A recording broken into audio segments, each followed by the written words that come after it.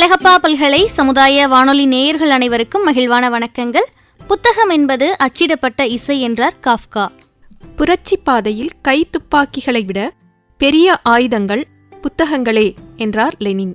ஆசானாய் கோளின்றி கோபமின்றி போதிக்கும், தேடுதல் தந்திடும் தேடவிடாது, தவறெல்லாம் திருத்திடும் வன்சொல் இல்லாது. என் உலகாயிருக்கும் மனிதரே இன்றி போனாலும் புத்தகம் போதும், உற்ற நண்பன் போலாகும்.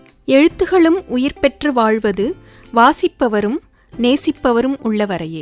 எனவே வாசிப்பை நேசிக்க வாரம் ஒரு புத்தகத்தை அறிமுகப்படுத்துகிறோம் நேயர்களே. இந்த நிகழ்ச்சியில் பல்வேறு ஆளுமைகள் எனக்கு பிடித்த புத்தகம் என்ற தலைப்பில் அவரவர்களுக்கு பிடித்த புத்தகத்தை பகிர இணைகிறார்கள். அந்த வரிசையில் இன்று நம்மோடு இணைய இருப்பவர் தமிழாசிரியர் உதயலட்சுமி அவர்கள். இவர் காஞ்சிபுரத்தை சேர்ந்தவர். வாசிப்பு மற்றும் முற்போக்கு சிந்தனையில் ஆர்வமுடையவர். குழந்தைகளுக்கான ஆசிரிய பணியில் மன நிறைவுடன் செயலாற்றுவது தன்னுடைய விருப்பம் என்கிறார். இந்து தமிழ் வெற்றி கொடி நாளிதழில் கதை கேளு என்ற பகுதியில் சிறார் புத்தகம் பற்றியும் எழுதி வருகிறார். வாங்க நேயர்களே, தற்பொழுது எனக்கு பிடித்த புத்தகம் நிகழ்ச்சியில தமிழாசிரியர் உதயலட்சுமி அவர்கள் பகிரும் புத்தகத்தை பத்தி கேட்கலாம். அனைவருக்கும் வணக்கம். என்னோட பேர் உதயலட்சுமி. நான் காஞ்சிபுரத்தில் இருக்கேன். வாசிப்பு என்னுடைய வாழ்க்கையில் என்ன மாற்றத்தை கொண்டு வந்து கொடுத்தது அப்படின்னு பார்த்தா எனக்கு மகிழ்ச்சியாக இருக்க சொல்லி தந்திருக்கு. இதை கேட்கக்கூடிய அனைவருக்குமே வாசிப்புன்ற பழக்கம் இருக்கும். இல்லைனாலும் உங்களுக்கு நீங்களே இந்த பழக்கத்தை உண்டாக்கி கொள்ள வேண்டும். அதுதான் மகிழ்ச்சி தரும். அதனால தான் இந்த வாசிப்பு பழக்கத்தை எனக்கு சின்ன வயசில் ஏற்படுறதுக்கு உதவியாக இருந்தது என்னுடைய தோழி தாமரை செல்வி. என்னுடைய தெருவில் இருந்த சமூக ஆர்வம் கொண்ட சில இளைஞர்கள் என்ன பண்ணாங்க அவங்க அப்படின்னா, அவங்களுடைய வீட்டில் ஒரு சின்ன அறையில் நிறைய புத்தகங்களை அடுக்கி வச்சுருப்பாங்க. தெருவில் இருந்த குட்டி குட்டி பசங்கள்லாம், ஸ்கூல் படிக்கக்கூடிய குழந்தைங்கள்லாம் அந்த வீட்டுக்கு போயிட்டு தேவைப்படுற புத்தகத்தை கொண்டு வரலாம். அதை படிச்சுட்டு திரும்ப கொடுத்துடணும். இப்படி ஒரு ஏற்பாடு அப்போ எங்களுக்கு இருந்தது. நூலகம் அப்படின்றத பற்றிலாம் பெரிய அறிமுகம் அப்போ கிடையாது. அதுக்கப்புறம் 6ஆம் வகுப்பு படிக்கிறதுக்காக உயர்நிலை பள்ளிக்கு போகும்போது அங்கே தான் ஒரு நூலகம் இருக்கிறதா பார்த்து நாங்கள் போயிட்டு பதிவு பண்ணிக்கிட்டோம் எங்களுடைய பெயரை. பிறகு நூலகத்தில் புத்தகம் எடுத்து வாசிக்கிறது ஒரு பொழுதுபோக்காகவும் பழக்கமாகவும் இருந்தது. சரி, இந்த வாசிப்பு நமக்கு எல்லாமே கொடுக்கும் அப்படின்றது நமக்கு எல்லாருக்குமே தெரியும். இப்போ வாசிப்பு சில பேருக்கு குறைந்து இருக்கலாம். அதற்கு முக்கியமான காரணமாக நான் நினைக்கிறது ஆங்கில வழி கல்வியில் குழந்தைங்க படிக்கிறது தான். சரி, நம்ம இப்போது புத்தகத்துக்கு வருவோம். நான் படித்த புத்தகத்தில் எனக்கு நிறைய புத்தகங்களை பிடிக்கும். எல்லா புத்தகத்தையும் பற்றி உங்களுக்கு சொல்லணும் அப்படின்னு எனக்கு ஆசை. இன்றைக்கி ஒரு புத்தகத்தை பற்றி நான் சொல்கிறேன். ஆசாவின் மண்ணெழுத்துக்கள் அப்படின்னு ஒரு புத்தகம் இருக்குது. இந்த புத்தகம் ஒரு மலையாள மொழியில் எழுதப்பட்ட மூலநூல். இதை தமிழில் யூமா வாசுகி அப்படின்ற எழுத்தாளர் மொழிபெயர்த்து நமக்கு கொடுத்துருக்காரு. இந்த ஆசாவின் மண்ணெழுத்துக்கள் ஏகே சிபுராஜ் அப்படின்ற ஒரு மலையாளத்தில் எழுதியிருக்காரு. அவர் எதுக்காக எழுதியிருக்காரு அப்படின்னு சொன்னால், தன்னுடைய மகளுக்கு பிறந்த நாள் வருது. அப்போ அந்த பிறந்த நாளுக்கு தன்னுடைய மகளுக்கு அவள் மகிழ்ச்சி அடைகிற மாதிரியான ஒரு பரிசு கொடுக்கணும் அப்படின்னு நினைக்கிறாரு. ஒரு மிட்டாய் வாங்கி கொடுத்துடலாம், அது கூட ஒரு மகிழ்ச்சி தானே குழந்தைக்கு. ஆனால் அவர் என்ன நினைக்கிறாருன்னா, தன்னுடைய மகள் வாழ்க்கையில் எப்படிலாம் இருக்கணும் அப்படின்னு தனக்கு என்ன ஆசை இருக்குதோ அதையெல்லாம் பதிவு செய்யும் விதத்தில் ஒரு புத்தகம் எழுதி அந்த புத்தகத்தை மகளுக்கு பரிசாக கொடுக்குறாரு. இந்த புத்தகம் என்ன வடிவம் இருக்குது அப்படின்னு சொன்னால், கடித இலக்கியம் வடிவில் இருக்குது. நம்ம இலக்கியத்தில் பல வகைகள் இருக்குது இல்லையா? அதுபோல் இது வந்து கடித இலக்கியம். எப்படி இருக்கும் அப்படின்னா, மகள் வந்து அப்பாவுக்கு கடிதம் எழுதுகிறாங்க. அதற்கு பதில் கடிதத்தை அப்பா எழுதுகிறாரு. அப்பா திரும்பியும் எழுதின கடிதத்துக்கு மகள் பதில் எழுதுவாங்க. இப்படியே வந்து ஒரு 10 கடிதங்களை ஆஷா எழுதுகிறாங்க. அதற்கு பதில் கடிதத்தை அப்பா எழுதுகிறார். இந்த புத்தகத்தை வந்து நம்ம ஆர்வமாக வாசிக்கக்கூடிய அளவில் இந்த கடிதத்தினுடைய தகவல்கள் வந்து நிறைந்திருக்குது. முதல் கடிதத்தில் ஆஷா தன்னுடைய அப்பாவுக்கு ஒரு கடிதம் எழுதுகிறா. என்னென்னா, அவங்க அப்பா வந்து வெளிநாட்டில் இருக்கார். ஏன்னா வீட்டில் பொருளாதார வசதி வேண்டும். அதுக்காக அவங்க அப்பா வெளிநாட்டில் தங்கி வேலை செய்கிறார். ஆஷா தன்னுடைய அம்மாவோடையும் தாத்தாவோடையும் வசிச்சுக்கிட்டு இருக்கா. ஆஷாவுக்கு வந்து தன்னுடைய மனதில் இருக்கிறது எல்லாத்தையும் அப்பாவுக்கு கடிதம் மூலமாக எழுதி எழுதி சொல்கிறது வழக்கம்.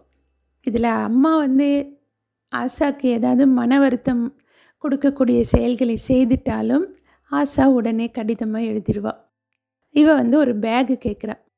அவங்க அம்மா சொல்கிறாங்க, புது பேகு வேண்டாம், ஏற்கனவே இருக்கிறது தானே, அது கிழிஞ்சி தானே இருக்குது, அதை நான் தைச்சி தரேன் அப்படின்னு சொல்கிறாங்க. ஆஷாவுக்கு புது பேக் வாங்கிக்கணும்னு ஆசை. அப்பாவுக்கு கடிதத்தில் சொல்கிறான், எனக்கு அம்மா புது பேகு வாங்கி கொடுக்க மாட்டேன்றாங்க அப்படின்னு சொல்லி.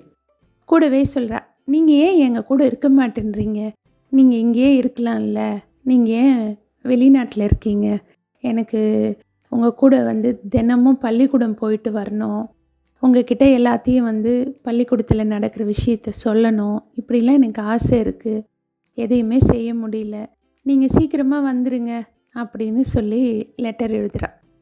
இதுக்கு ஆஷாவுடைய அப்பா வந்து ஒரு கடிதம் எழுதுகிறார். ஏன் வந்து தான் வெளிநாட்டில் இருக்கோம் அப்படின்றத அவர் பதிவு செய்கிறார். பொருளாதாரம் ரொம்ப அவசியம், என்னால் இந்தியாவில் இருந்து சம்பாதிக்க முடியல, அதனால் நான் இங்கே இருக்கேன் அப்படின்னு சொல்கிறதோட, இந்த கிழிந்து போன பையை வந்து நீ தேய்த்து தான் பயன்படுத்தணும். அந்த காலத்தில் நாங்கள்லாம் பள்ளிக்கூடம் போகும்போது இப்படி தான் நாங்கள் ஒரு பொருள் பயன்படுத்த முடியாத நிலைக்கு போகிற வரைக்கும் நாங்கள் அதை பயன்படுத்துவோம். இப்போ என்ன சின்னதாக கிழிஞ்சிருக்கு, அதை தைச்சி பயன்படுத்தலாமே, இது வந்து புதிதாக ஒரு பேக் வேணும்னு சொல்கிறது ரொம்ப தேவையில்லாத ஒரு விஷயம் அப்படின்னு சொல்லிட்டு சொல்கிறாரு. ஆஷா வந்து திரும்பியும் ஒரு கடிதம் எழுதுகிறா. என்னென்னா, தன்னுடைய பள்ளியில் வந்து ஒரு ஆசிரியர் தின விழா கொண்டாட்டம் நடந்திருக்கோம். அந்த கொண்டாட்டத்துக்கு பள்ளியினுடைய முன்னாள் ஆசிரியர் பள்ளிக்கு வந்திருப்பார். அதே மாதிரி பள்ளியில் பயின்ற பழைய மாணவர்களும் அன்னைக்கு கொண்டாட்டத்துக்கு வந்திருப்பாங்க. அன்னைக்கு வந்து ஆசிரியர் பாஸ்கரன் வந்து சொல்கிறாரு குழந்தைங்க கிட்ட, நிறைய கதைகளை சொல்கிறாரு. கூடவே உணவு பழக்கம் எந்த அளவுக்கு நம்மளுடைய உடல் நலத்துக்கு முக்கியமானது, எப்படிப்பட்ட உணவுப் பொருட்களை நம்ம எடுத்துக்கணும், இந்த பேக்கெட் பொருட்கள் இருக்குது இல்லையா, அது மாதிரியான பொருட்களை எல்லாம் நம்ம சாப்பிடக்கூடாது, இனிப்பில் ரொம்ப செயற்கை வர்ணத்தை வந்து போட்ட பொருட்களை எல்லாம் சாப்பிடக்கூடாது அப்படின்னு சொல்லி உணவு பழக்கத்தை பற்றி அவர் நிறைய பேசுகிறார். இது ஆஷாவுடைய மனசில் வந்து ரொம்ப ஆழமாக பதியுது. தன்னுடைய அப்பாவுக்கு எழுதக்கூடிய கடிதத்தில் தன்னுடைய ஆசிரியர் பாஸ்கரன், முன்னாள் ஆசிரியர் சொன்னதை அவ எழுதுகிறா. நானும் இனிமேல் ஆரோக்கியமான உணவு முறையை நான் பின்பற்றணும்னு முடிவு பண்ணியிருக்கேன்ப்பா. நேற்று தாத்தா கூட நான் வெளியில் போனேன். அப்போது ஒரு பஜ்ஜி கடை வந்து போட்டிருந்தாங்க. அந்த பஜ்ஜி வாசனை எனக்கு ரொம்ப பிடிச்சிருந்தது, சாப்பிட்ணும் போல் ஆசையாக இருந்தது. ஆனால் அது உடல் நலத்துக்கு நல்லதில்லை அப்படின்றத நான் மனசில் வச்சுக்கிட்டு, நாக்கில் எச்சில் ஊறுச்சு இல்லையா, அதை அப்படியே நான் கண்ட்ரோல் பண்ணிக்கிட்டு இருந்தேன்ப்பா. அதுக்கப்புறமா கொஞ்சம் தூரம் போன பிறகு ஒரு இளநீர் கடை இருந்தது. நான் தாத்தா கிட்ட இளநீர் கேட்டு வாங்கி குடித்தேன். அதுதானே உடலுக்கு நல்லது. அதனால தான் நான் அந்த பழக்கத்தை மாற்றிக்கிட்டேன். நான் சிப்ஸ் பேக்கெட்லாம் வாங்கி இப்போ சாப்பிட்றதெல்லாம் இல்லைப்பா. அதே மாதிரி தான் என்னுடைய தோழி இருக்கா இல்லையா கவிதா, அவளும் அப்படி தான் ஜூஸ்லாம் குடிக்கிறத நிறுத்தியிருக்கா. இப்போ அவங்க அம்மா அவளுக்கு லெமன் ஜூஸ் போட்டு கொடுத்து அனுப்புகிறாங்க பள்ளிக்கூடத்துக்கு அப்படின்னு சொல்லி தன்னுடைய ஆசிரியர் வந்து பேசின பிறகு தனக்கும் தன்னுடைய தோழிக்கும் என்ன மாதிரியான மாற்றங்கள் நடந்தது அப்படின்றத பற்றி பதிவு செய்கிறார். அப்பாவுடைய கடிதம் வருது. அதில் அந்த ஆசிரியரை பற்றிய ரொம்ப மரியாதையான வார்த்தைகளை அப்பா வந்து சொல்கிறாரு. அவருக்கு நன்றியும் சொல்கிறாரு. அதே மாதிரி ஆஷாவுக்கு ஏற்பட்ட இந்த மாற்றங்களால் தனக்கு ரொம்ப மகிழ்ச்சி ஏற்படுது அப்படின்னு பதிவு செய்கிறார். இப்போ ஆஷா வந்து இது போல் தொடர்ந்து கடிதங்களை எழுதுகிறா. அப்போது இன்னொரு கடிதத்தில் ஒரு புத்தகத்தை பற்றின அறிமுகத்தை வந்து அப்பாவுக்கு அவள் கொடுக்குறா. மரத்தை நட்டவன் அப்படின்னு சொல்லி ஒரு புக் இருக்குதுங்களா, அந்த புத்தகத்தில் வந்து இருக்கக்கூடிய நபர் மரங்களை வந்து நிறைய நட்டு வச்சிருக்காரு. 2ஆம் உலகப் போர் ஒரு பக்கம் நடந்துக்கிட்டு இருக்கும்போது இவர் ஒரு பக்கம் மரங்களை நட்டுக்கிட்டு இருந்திருக்கிறாரு. இந்த காட்சியை நினச்சி பார்க்கும்போது ரொம்ப ஆச்சரியமாக இருக்குது. ஆனால் மரம் இல்லாமல் நம்மளுடைய வாழ்க்கையில் எதுவுமே இல்லை இல்லையா?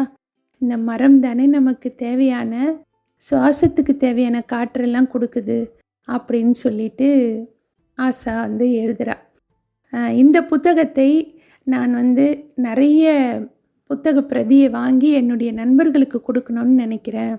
அடுத்த முறை நீங்கள் ஊருக்கு வரும்போது வாங்க, இந்த புத்தகத்தை நம்ம நிறைய குழந்தைங்களுக்கு கொடுக்கலாம் அப்படின்னு சொல்லி சொல்கிறா. கூடவே வந்து தனக்கு வீட்டில் தோட்டம் வளர்க்கறதை பற்றின ஆர்வம் ஏற்பட்டிருக்கு அப்படின்றத பற்றி பதிவு செய்கிறா.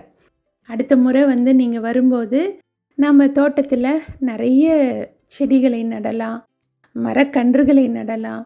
நான் இனிமேல் வந்து வீட்டுக்குள்ளே ஒரு தோட்டத்தை வளர்க்கறது, புதிதான காய்கறி செடிகளை நட்டு நம்ம வீட்டுக்கு தேவையான காய்கறிகளை நான் அதன் மூலமாகவே வந்து பெற்றுக்கொள்ளணும்னு விரும்புகிறேன் அப்படின்னு சொல்லி ஆஷா எழுதுகிறா. இது பார்த்தோன்னே அப்பாவுக்கு ரொம்ப மகிழ்ச்சியாக இருக்குது. ஆஹா, இவ்வளோ மாற்றங்களை வந்து தன்னுடைய மகளுக்கு கொடுத்த ஆசிரியர்களையும் அந்த பள்ளிக்கூடத்தையும் சீக்கிரமாக போய் பார்த்து அந்த ஆசிரியர்களுக்கு தன்னுடைய நன்றியை சொல்லணும் அப்படின்னு சொல்லி அவங்க அப்பா வந்து சொல்கிறார். இப்போ அதே சமயம் ஆஷா தன்னுடைய அப்பா மேலே ரொம்ப கவனமாக சொல்கிறா. எப்படி பாஸ்கரன் ஆசிரியர் வந்து உணவு வந்து உடல் நலத்துக்கு எந்த வகையில் உதவி செய்யுதுன்றதை பற்றி சொன்ன பிறகு தன்னுடைய அப்பா அங்கே எப்படி சாப்பிடுவார், அங்கே எப்படிப்பட்ட உணவுகள் கிடைக்கும், இந்த உணவுகள் வந்து உங்களுக்கு ஆரோக்கியத்தை கொடுக்கக்கூடியதா அப்படின்னு சொல்லிலாம் அவள் ஒரு கடிதத்தில் கேட்பாள். அப்போ அப்பா சொல்வார், இல்லை, இங்கே வந்து நமக்கு தேவையான அளவுக்கு, நமக்கு விருப்பப்படுற அளவுக்கான காய்கள் எல்லாம் கிடைக்காது. இங்கே கிடைக்கக்கூடிய உணவுப் பொருட்களை தான் வந்து நான் சாப்பிடணும். நானே சமைச்செல்லாம் சாப்பிட முடியாதுமா. இங்கே வந்து கேன்டீன் இருக்கும், அங்கே தான் வந்து சாப்பாடு கொடுப்பாங்க அப்படின்றத வந்து சொல்கிறாரு. அப்போ அவள் ஆஷா சொல்கிறா, இல்லை, நீங்களே சமைச்சு சாப்பிட பழகுங்க, அதுதான் உங்கள் உடல் நலத்துக்கு நல்லது அப்படின்னு சொல்லி. இப்போது கடிதம் வழியாக ஆஷாவினுடைய ஒவ்வொரு சின்ன மாற்றத்தையும் அப்பா அறிந்து கொள்ள முடியுது. வந்து இந்த மண் அப்படின்றது நம்முடைய வாழ்க்கையில் எவ்வளோ முக்கியத்துவமான ஒரு விஷயம். இந்த மண்ணில் நாம் வந்து செடிகள் நட்டு அதன் மூலமாக நம்மளுக்கு உணவுப் பொருளை பெறுறோம். இந்த மண்ணில் தானே நம்ம வாழுறோம். அப்படி இருக்கும்போது இந்த மண்ணை நம்ம மதிக்காமல் இருக்கலாமா அப்படின்னு சொல்லி ஒரு கடிதத்தில் பதிவு செய்கிறா. அதே மாதிரி இயற்கையினுடைய ஒவ்வொரு விஷயத்தையும் அவள் வந்து யோசிக்க தொடங்குறா. காற்று அப்படின்றது நமக்கு மரம் மூலமாக கிடைக்குது. அந்த காற்றை வந்து நாம் எப்படிலாம் மாசுபடுத்துகிறோம் அப்படின்னு சொல்லி ஒரு கடிதத்தில் தன்னுடைய வேதனையை பதிவு செய்கிறா. இந்த காற்றை வந்து மாசுபடுத்தக்கூடிய செயலை தான் செய்யவே மாட்டேன் அப்படின்னு சொல்லிட்டு சொல்கிறா. பக்கத்து வீட்டில் இருக்கிற மாமா வந்து கார் வாங்கியிருக்காரு. நேற்று எங்களை சண்டே அப்படின்றதுனால காரில் மகாபலிபுரம் போகலாம் அப்படின்னு சொல்லி நாங்கள்லாம் போனோம். அப்போ கார் கண்ணாடியை வந்து ஏற்றி விட்டு ஏசி போட்டிருந்தார். அப்புறம் மாமா பையனுக்கு வந்து அந்த ஏசி ஒத்துக்கலை, மூச்சு திணறிச்சு. அதனால் ஏசி கண்ணாடியை வந்து இறக்கி விடும்போது வெளியில் வந்து நிறைய நல்ல காட்சிகளை நான் பார்த்தேன். நம்ம இந்த மாதிரியான காட்சிகளை இந்த கண்ணாடி இறக்கி விட வச்சு தானே நம்ம பார்க்க முடிந்தது அப்படின்னு சொல்லி நான் தெரிஞ்சுக்கிட்டேன். ஆனால் இந்த கார் வந்து எவ்வளோ மாசுக்களை வெளிப்படுத்துது, அதனால் காற்று மாசுபடுது. நான் என்னுடைய வாழ்க்கையில் சைக்கிள் பயன்படுத்தலான்னு முடிவு பண்ணியிருக்கேன்ப்பா.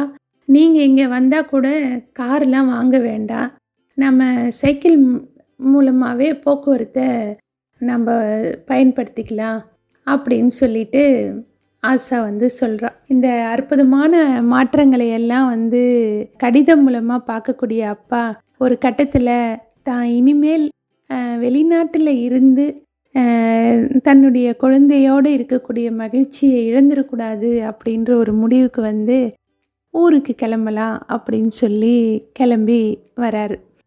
நான் வந்து இனிமேல் இங்கே இருக்க போகிறதில்ல ஆஷா, நான் நம்ம ஊருக்கு வந்து நம்ம நிலத்தில் விவசாயம் செய்து கொண்டு நம்ம எல்லாரும் ஒற்றுமையாக மகிழ்ச்சியாக ஒன்றா இருப்போம் அப்படின்னு சொல்லி கடிதம் வந்து முடியுது. இந்த புத்தகத்தை வந்து படிக்கும்போது கடிதம் எழுதுறது அப்படின்றதுல வந்து எத்தனை நல்ல விஷயங்களை வந்து அந்த காலத்தில் நாம் பெற்றிருக்கிறோன்னு நினைக்க தோணுது. என்னென்னா மனதில் இருக்கக்கூடிய அத்தனை தகவல்களையும் வந்து நம்ம எழுத்து மூலமாக இறக்கி வைக்கும்போது மனசில் ஒரு அலாதி இன்பம் வந்து நம்மக்கிட்ட வந்து சேரும். இந்த இன்பத்தை வந்து இப்போதெல்லாம் நம்ம இழந்திருக்கிறோம். ஆனால் இந்த புத்தகத்தை படித்த பிறகு, இல்லை நீங்கள் வாசிக்க இப்போது கேட்ட பிறகு, நீங்கள் உங்களுக்கு பிடித்தவங்களுக்கு கடிதம் எழுதி பாருங்கள்.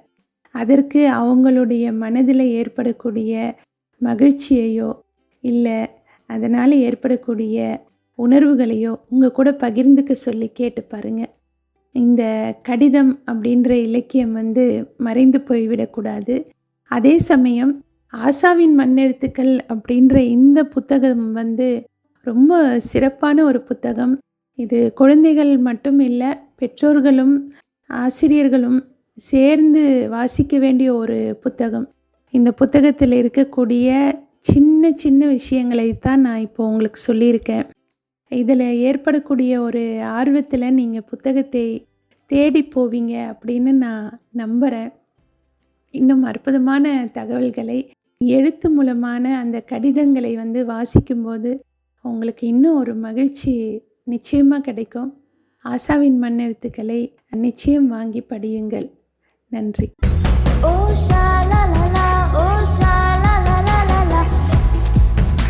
நம்ம எல்லாரும் தொடர்ந்து இணைந்திருப்பது அழகப்பா பல்கலை சமுதாய வானொலி. இது எனக்கு பிடித்த புத்தகம் நிகழ்ச்சி.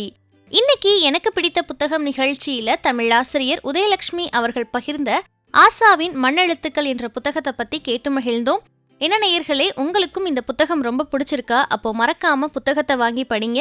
மேலும் இந்த நிகழ்ச்சி பற்றிய கருத்துக்கள், பின்னூட்டங்கள் நீங்க பகிர விரும்பினா மறக்காம நம்ம அழகப்பா பல்கலை சமுதாய வானொலியின் மின்னஞ்சல் முகவரிக்கு உங்களுடைய கருத்துக்கள் அனுப்புங்க.